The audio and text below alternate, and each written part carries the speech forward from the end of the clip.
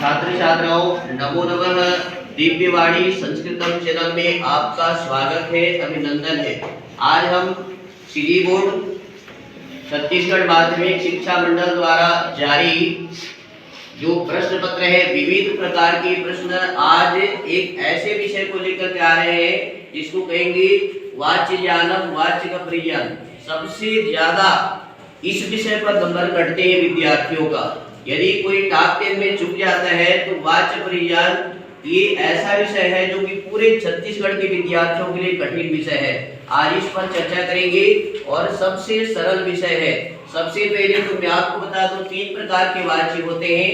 वाच्य में 3, एक होता है कर्तृवाच्य, इसमें कर्ता की प्रधानता होती है। दूसरा है कर्मवाच्य, इसमें कर्म की प्रधानता होती है। और 3 नंबर जो होते हैं भाववाच्य, इसमें भाव अर्थात क्रिया की प्रधानता होती है। इसके लिए आप हमारे चैनल में जाकर के पूरे वाच्य का ज्ञान, एक वाच्य का जानकारी प्राप्त कर सकते हैं। आज मैं 10वीं कक्षा के छात्र छात्राओं को, संपूर्ण छत्तीसगढ़ के छात्र छात्राओं को, शासकीय अथवा अशासकीय छात्र छात्राओं को वाच्य परिज्ञान जो परीक्षा में पूछे गए हैं, इन प्रश्नों को लेकर के आ रहा हूँ। मैं आप सबसे बताना चाहूंगा, इसका सही उत्तर आप जान लेंगे। इसके नियम के साथ आपको बता रहा हूँ। सबसे पहला प्रश्न जो पूछा जा चुका है, एक है वाच्यम अवबुध्यत। वाच्य बताइए, वाच्यम अवबुध्यत या वाच्यम अवबुध्य नाम लिखत, ऐसा प्रश्न आएगा। और आ रहा है ऐसा प्रश्न कि वाच्य को आप समझिए और उसका नाम बताइए। बहुत सुंदर। पहले वाच्य परिवर्तन करने के लिए कहा जाता था, किंतु इस समय केवल आपको वाच्य का नाम बताना है। प्रश्न आपके पास सम्मुख रहेगा, उसको आपको समझना है। लेकिन सबसे पहले आप वाच्य ज्ञान कैसे होगा, उसके नियमों को आप जानेंगे। तो चलिए हम आपको बता दें, कर्तृवाच्य में कर्ता कर्म क्रिया तीनों की महत्वपूर्ण भूमिका होती है। उसमें कर्तृ प्रधान कर्मवाच्य में कर्म की प्रधानता, जैसे कि मैं पहले बता दिया। भाववाच्य में भाव की प्रधानता। आइए चलते हैं, एक प्रश्न है और सभी नोट करें इस प्रश्न को, इसका उत्तर भी आपको मिलेगा। पहला प्रश्न है रमया भोजनम पच्यते।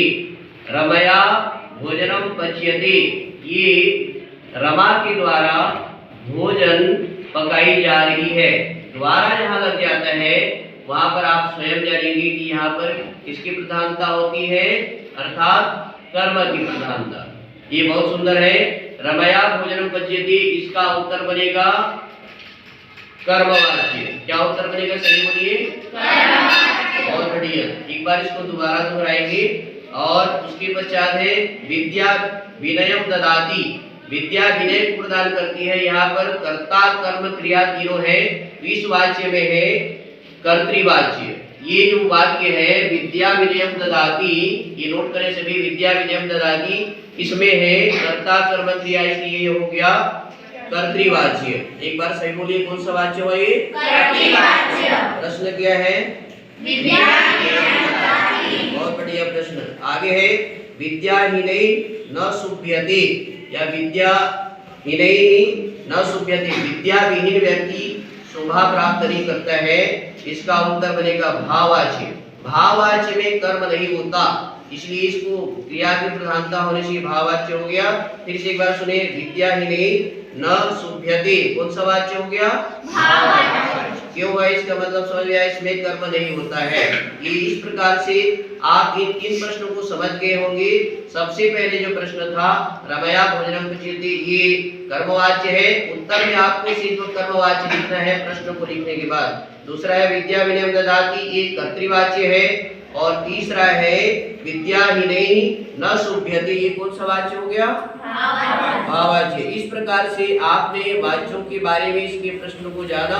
ये आने वाले प्रश्न संभावित है, इसकी तैयारी आपको करा रहे हैं। आगे चलते हैं, अन्य प्रश्न के ऊपर चर्चा करते हैं। आइए अन्य प्रश्न पर हम चर्चा करें। पहला है प्रश्न है कन्याभिः हस्यते। कन्याभिः हस्यते, प्रश्न नोट करें। कन्या के द्वारा हंसी जा रही है। यहाँ पर कर्म नहीं है, कर्म का लोप है, इसलिए यहाँ पर आपको महत्वपूर्ण रूप से जानना है। यह प्रश्न का उत्तर बनेगा भाववाच्य। कौन सा वाच्य होगा? भाववाच्य। याद भी हो रहा होगा आप सबको, ये तैयारी है। साथ साथ सीधे आप एक बार वीडियो सुनने से तैयारी कर सकते हैं। कन्याभिः हस्यते, ये भाववाच्य हो गया। मया पत्रम लिख्यते, मेरे द्वारा पत्र लिखा जा रहा है। अगला प्रश्न है मया पत्रम लिख्यते, इसका उत्तर बन रहा है कर्मवाच्य। ये तीनों है यहाँ पर कर्ता कर्म क्रिया, अतः इस प्रश्न का उत्तर बनेगा कर्मवाच्य। आगे है ग, जो है सामाम पश्यति, सामाम पश्यति, इस प्रश्न का उत्तर आपको मिलेगा कर्तृवाच्य। सामाम पश्यति यहाँ पर कर्ता प्रधान है, इसलिए यहाँ पर इसको कर्तृवाच्य से जान सकते हैं। इस प्रकार से कर्ता कर्म क्रिया आप तीनों को समझ रहे हैं। अगला प्रश्न मैं आपको लेके चलता हूँ, जो कि बहुत सरल है, हमेशा ये प्रश्न पूछे जाते रहे हैं। आइए अगला प्रश्न है, महत्वपूर्ण रूप से आपको ले चलते हैं। बाला दुग्धम पीबती, बाला दुग्धम पीबती, बालिका के द्वारा दुग्ध का सेवन किया जा रहा है, दुग्ध पान किया जा रहा है, ये प्रश्न है। तो इसमें आप देख रहे हैं कर्ता कर्म क्रिया तीनों है, तो ये बनेगा कर्तृवाच्य। सही उत्तर क्या बनेगा? कर्तृवाच्य। बहुत बढ़िया। अगला प्रश्न है विद्यार्थी भी धाव्यते, विद्यार्थियों के द्वारा दौड़ा जा रहा है, इसमें कर्म छिपा हुआ है, अर्थात कर्म नहीं है, तो ये अगला उत्तर बनेगा भाववाच्य। क्या उत्तर बनेगा बोलिए? भाववाच्य। तीसरा है तेन यूयम दृश्यते, तेन यूयम दृश्यते, अर्थात यहाँ पर कर्ता कर्म क्रिया तो तीनों छिपा हुआ है, तीनों है यहाँ पर, इसलिए ये उत्तर बनेगा कर्मवाच्य। क्या उत्तर बनेगा?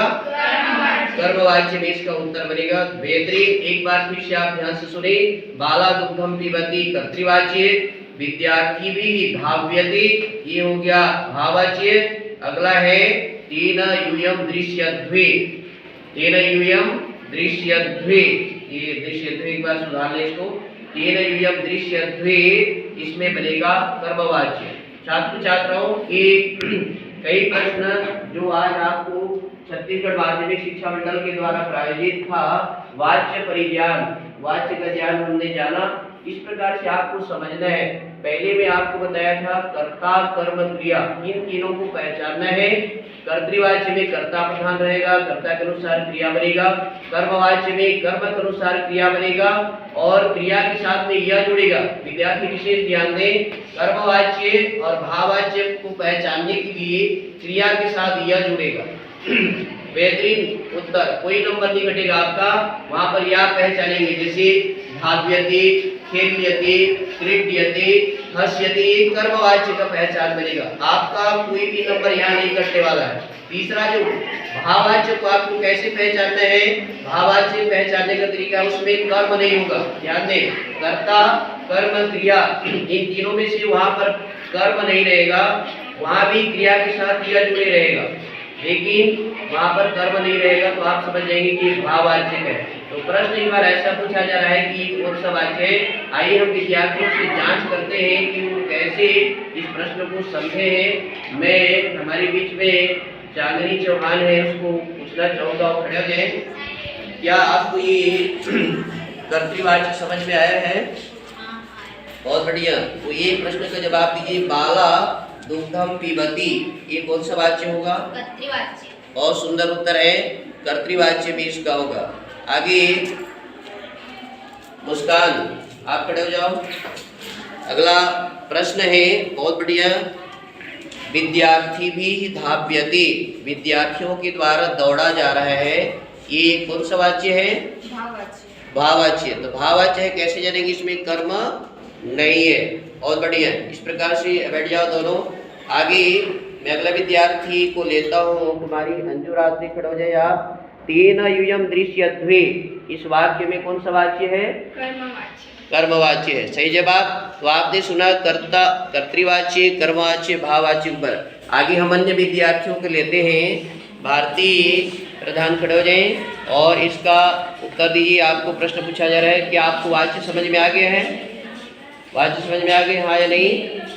बहुत बढ़िया, वाच्य समझ में आ गया है। तो एक प्रश्न है, आपको पूछा जा रहा है, विद्या विनयम ददाति, विद्या विनयम ददाति कौन सा वाच्य है? बहुत बढ़िया, विद्या विनयम ददाति, जोर से बोलो। कर्तृवाच्य है, कर्ता प्रधान होने से कर्तृवाच्य हो गया। बहुत बढ़िया उत्तर, बैठ जाओ। आगे यज्ञसेनी पटेल, आप खड़े हो जाएं अपने स्थान पर अविलंब और बताएं। एक प्रश्न आपको पूछा जा रहा है, विद्याहीनै न शुभ्यते, विद्याहीन के द्वारा सुशोभित नहीं होता है, विद्याहीन शोभित नहीं होता, ये कौन सा वाच्य होगा? विद्याहीन न शुभ्यते बहुत बढ़िया उत्तर है भाववाच्य, क्योंकि यहाँ पर कर्म नहीं है इसलिए भाववाच्य है। बहुत बढ़िया, बैठ जाओ। आगे मैं चलूँगा। सुनीता, हमारे बीच में कुमारी सुनीता है, कक्षा 10वीं की छात्रा। आपसे पूछा जा रहा है एक प्रश्न, रमया भोजनम पच्यते, रमा के द्वारा भोजन पकाई जा रही है, तो इसमें क्या उत्तर होगा?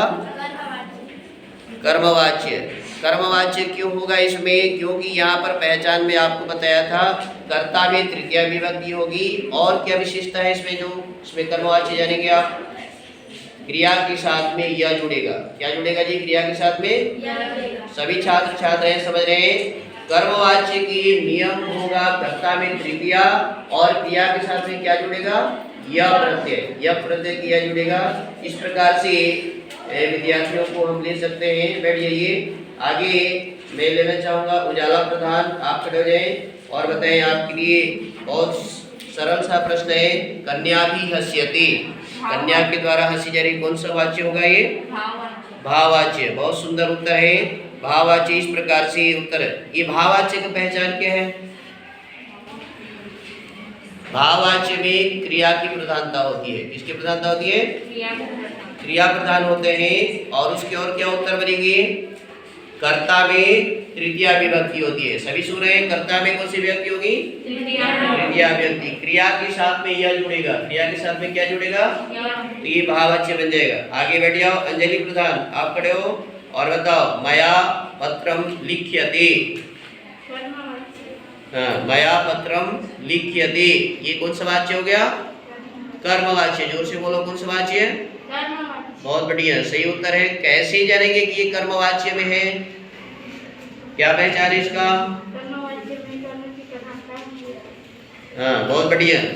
कर्मवाच्य में कर्म की प्रधानता होती है, कर्ता में तृतीया विभक्ति होती है, और क्रिया के साथ में यह जुड़ जाता है, यह प्रत्यय क्या जुड़ जाते हैं। इस प्रकार से बहुत बढ़िया सरल उत्तर है। आगे बैठ जाओ। अन्य छात्राओं को पूछने से पहले हम थोड़ा सा छात्रों को बात करते हैं। भास्कर, आप खड़े हो जाओ। आपको ये वाच्य समझ में आया है आज आपको?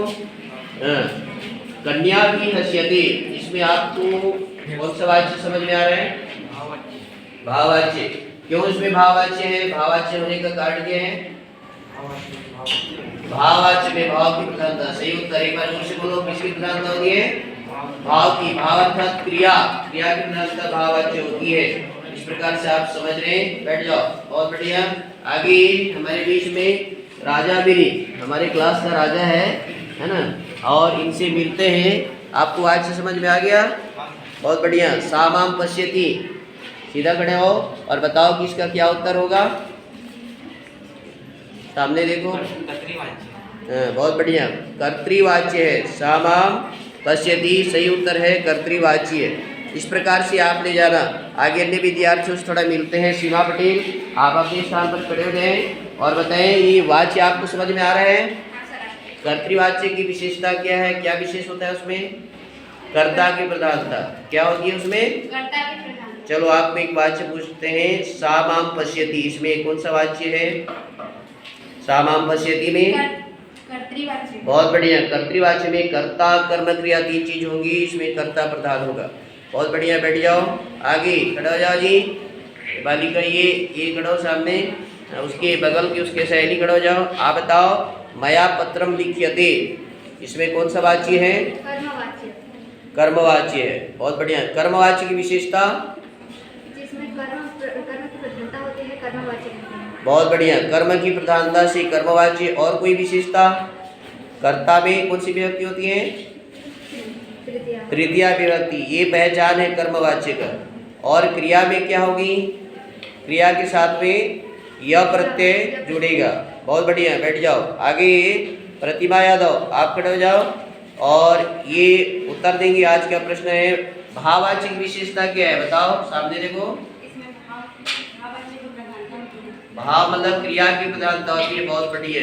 भाववाच्य में कर्ता में कौन सी विभक्ति होती है? तृतीया विभक्ति होती है। कर्ता में कौन सी विभक्ति होती है? तृतीया। बार बार आपको बोल रहे हैं, आप समझो। कर्ता में तृतीया और भाववाच्य में क्या नहीं होता है? कर्म नहीं होता। भाववाच्य में क्या नहीं होता है? बहुत बढ़िया, आप समझ रहे हैं। सभी के लिए है ये बहुत कठिन प्रश्न है और बहुत सरल भी प्रश्न है। आगे रीता निषाद है, उसको हम पूछ रहे हैं। चलिए, आपको तीनों वाच्य समझ में आ गया? बताइए, कर्तृवाच्य की विशेषता क्या है? कर्ता की, बहुत बढ़िया उत्तर, कर्ता की इसमें प्रधानता होती है। कर्मवाच्य की विशेषता क्या है? कर्म की प्रधानता होती है। भाववाच्य की विशेषता क्या है? भाव की प्रधानता होती है। बहुत बढ़िया, बैठ जाओ। इस प्रकार से ध्यान दो सभी छात्र छात्राएं। तीन वाच्य को हमने बताया, कर्तृवाच्य, कर्मवाच्य और भाववाच्य। कर्तृवाच्य में कर्ता प्रधान, कर्मवाच्य में कर्म प्रधान, भाववाच्य में भाव की प्रधानता। तो आज ये वाच्य परिवर्तन के बारे में वाच्य ज्ञान बहुत ही सरल प्रश्न, लोग इसको ऐसे ही बहुत कठिन मानते हैं, किंतु कोई कठिन नहीं है। इतना सरल प्रश्न आपको संस्कृत विषय में मिलेगा जिसमें आप 75 में 75 या 100 में 100 अंक ला सकते हैं।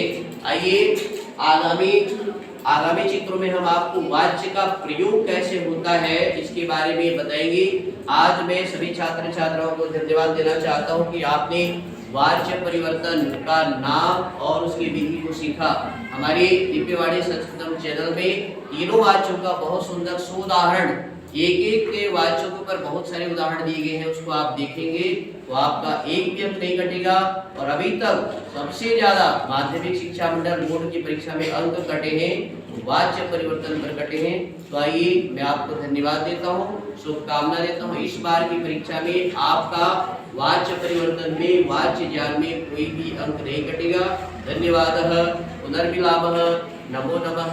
इन्हीं शब्दों के साथ सभी बोलिए नमो नमः, बोलिए।